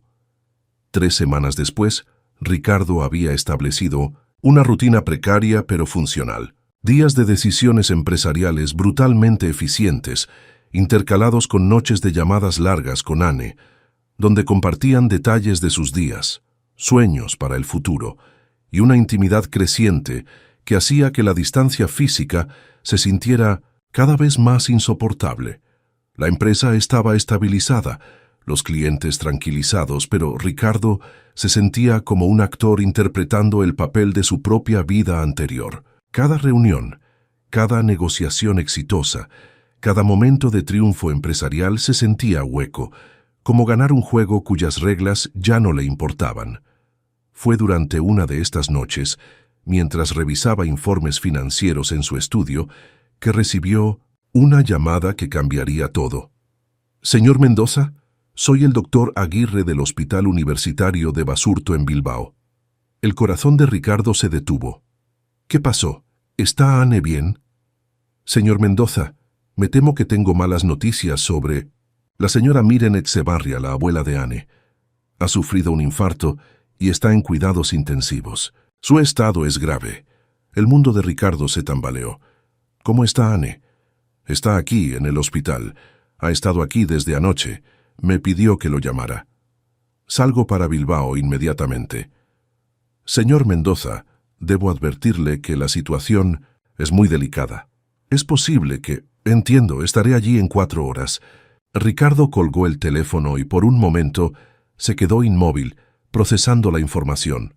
Luego, como si hubiera recibido una descarga eléctrica, se movió con una determinación que no había sentido en semanas. Llamó a García. «Cancela todas mis reuniones de los próximos días. Es una emergencia familiar». «¿Qué? Ricardo, mañana tenemos la presentación para los inversores alemanes. No puedes... Encuentra la manera de manejarla sin mí. Ricardo, no puedes simplemente desaparecer otra vez. La empresa sobrevivirá», interrumpió Ricardo, y se sorprendió por la claridad en su propia voz. «Algunas cosas son más importantes». Colgó antes de que García pudiera responder, empacó una maleta pequeña y se dirigió al aeropuerto. Durante el vuelo a Bilbao, Ricardo tuvo tiempo para reflexionar sobre lo que había sentido en el momento en que recibió esa llamada. No había vacilado, no había calculado los costos empresariales, no había considerado las consecuencias para su carrera. Había actuado puramente desde el corazón, y esa claridad le dijo algo importante sobre lo que realmente importaba en su vida. Llegó al hospital cuando el sol se ponía sobre Bilbao, pintando el cielo con tonos naranjas y rosas que contrastaban dramáticamente con las paredes blancas y estériles del edificio médico. Encontró a Anne en la sala de espera de cuidados intensivos, sentada sola en una silla de plástico, su postura normalmente erguida, ahora encorvada por el peso de la preocupación.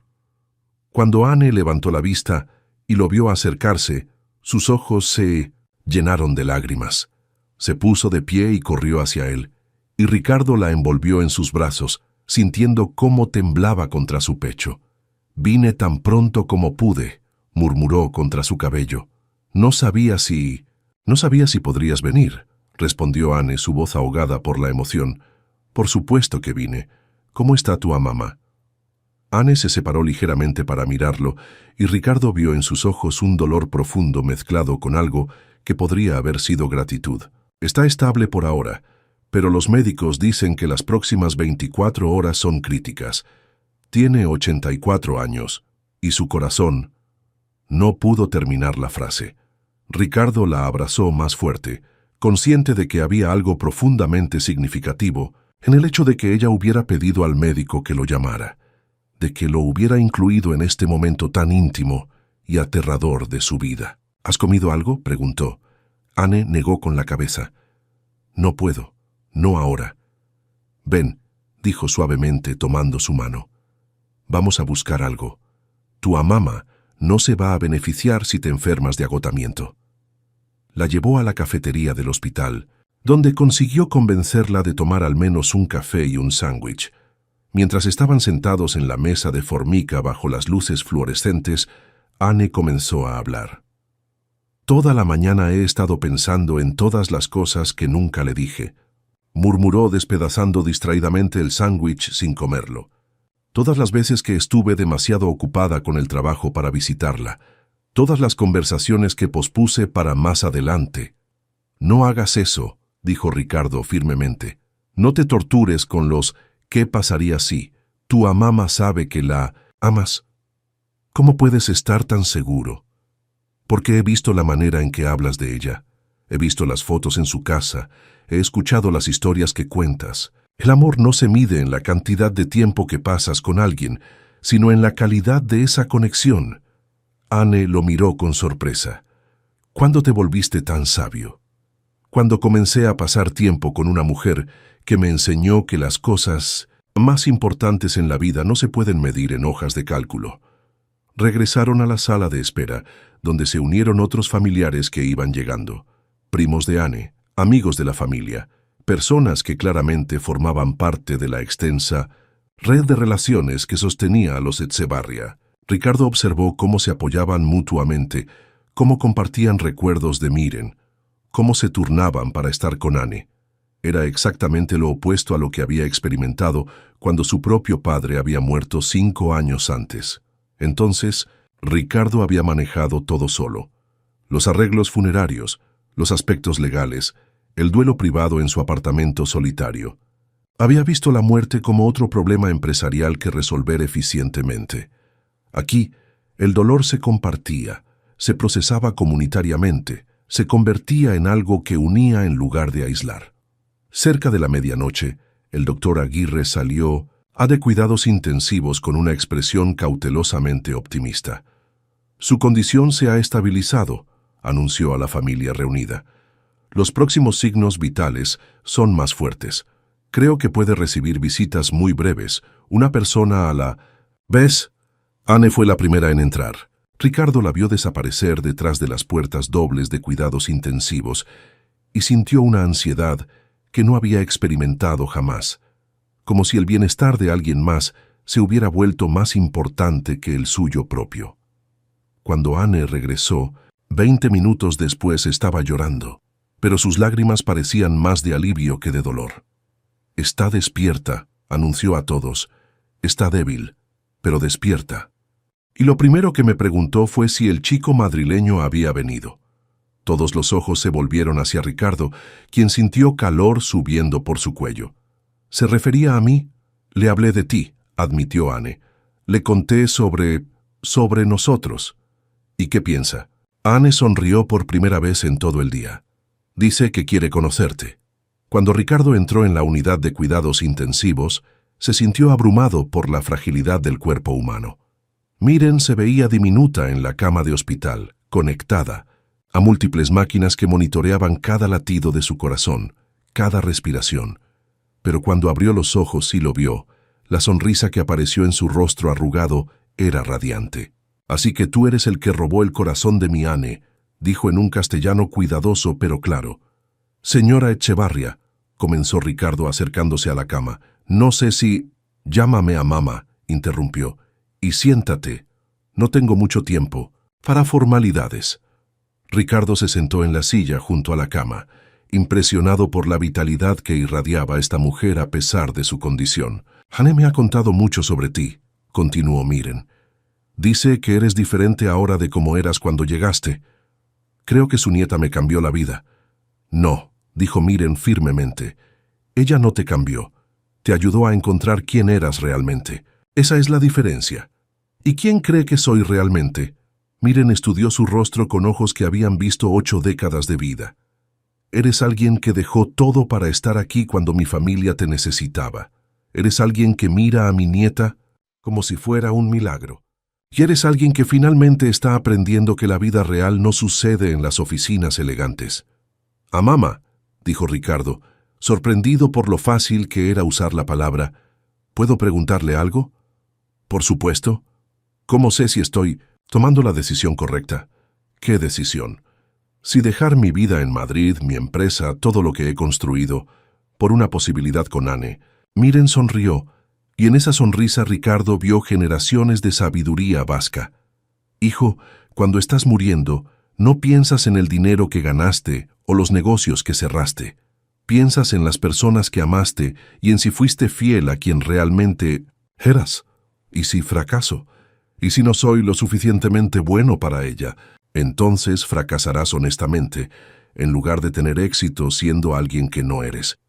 La conversación fue interrumpida por una enfermera que indicó que el tiempo de visita había terminado. Mientras Ricardo se levantaba para irse, Miren tomó su mano con una fuerza sorprendente. «Cuida a mi nieta», murmuró, «y deja que ella te cuide a ti. Eso es lo que hace la gente que se ama de verdad».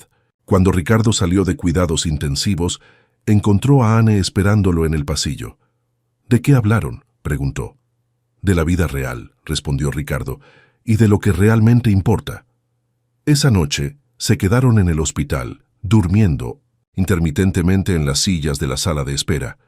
Cuando Ricardo despertó al amanecer, encontró a Anne despierta a su lado, mirándolo con una expresión que no había visto antes. «Buenos días», murmuró. «Te amo», dijo Anne simplemente. Las palabras flotaron en el aire entre ellos como algo precioso y frágil. Ricardo sintió como si algo se asentara en su pecho, como si una pieza que había estado buscando toda su vida finalmente hubiera encontrado su lugar. «Yo también te amo», respondió, y supo que era la primera vez en su vida que esas palabras eran completamente verdaderas. Se besaron allí, en la sala de espera del hospital, rodeados por el sonido de máquinas médicas y conversaciones susurradas, y fue el beso más honesto y perfecto que Ricardo había dado jamás. Cuando se separaron, Anne sonrió con lágrimas en los ojos. «¿Sabes lo que esto significa?» «Significa que tengo que tomar la decisión más importante de mi vida». «¿Y cuál es?» Ricardo respiró profundamente, sintiendo como si estuviera parado al borde del precipicio que había estado evitando durante semanas. «Significa que voy a vender mi parte de la empresa. Significa que voy a mudarme a Bilbao y significa que voy a apostar toda mi vida en la posibilidad de que podamos construir algo hermoso juntos». La sonrisa que iluminó el rostro de Anne fue como el sol saliendo después de la tormenta más larga de su vida. 6 meses después, Ricardo se encontró parado en el puerto de Getxo, observando cómo los pescadores preparaban sus barcos para la jornada matutina. El aire salado llenaba sus pulmones y el sonido de las gaviotas se mezclaba con las voces de los marineros hablando en euskera. Era un ritual que había comenzado a formar parte de su rutina diaria, estos momentos de contemplación antes de dirigirse a su nueva oficina. La venta de su participación en la empresa madrileña había sido más complicada de lo que había anticipado. García había alternado entre la furia y la incredulidad. Los clientes habían cuestionado su estabilidad mental y su madre había necesitado 3 conversaciones largas para comenzar a entender su decisión. Pero cada obstáculo superado había fortalecido su convicción de que estaba tomando el camino correcto. Ahora dirigía una pequeña consultoría especializada en ayudar a empresas tradicionales vascas a modernizar sus operaciones sin perder su identidad cultural. Era un trabajo que combinaba su experiencia empresarial con su nueva comprensión del valor de preservar las raíces mientras se crecía hacia el futuro. Su teléfono vibró con un mensaje de Anne. «¿Lista para el almuerzo familiar? Amama está preparando su famosa merluza en salsa verde». Ricardo sonrió. Miren se había recuperado completamente del infarto y había adoptado a Ricardo como si fuera su propio nieto. Sus domingos ahora se centraban alrededor de largas comidas familiares donde se mezclaban euskera, castellano, historias del pasado y planes para el futuro. «En camino», respondió. Kaixo Amama Ri había comenzado a aprender euskera en serio, tomando clases 3 veces por semana con un profesor particular. Sus progresos eran lentos pero constantes, y cada nueva palabra que dominaba se sentía como una llave que abría otra puerta del mundo de Anne. Mientras caminaba hacia la casa de los Etxebarria, reflexionó sobre todos los cambios de los últimos meses. Su apartamento ahora era un pequeño piso con vista a la ría, decorado con una mezcla de sus pertenencias más queridas de Madrid y nuevas adquisiciones que reflejaban su vida vasca, fotografías de paisajes locales, libros en euskera, una txapela que Josu le había regalado. Su rutina diaria había cambiado completamente. En lugar de desayunos de trabajo en restaurantes caros, ahora comenzaba sus días con café en el bar de Pachi.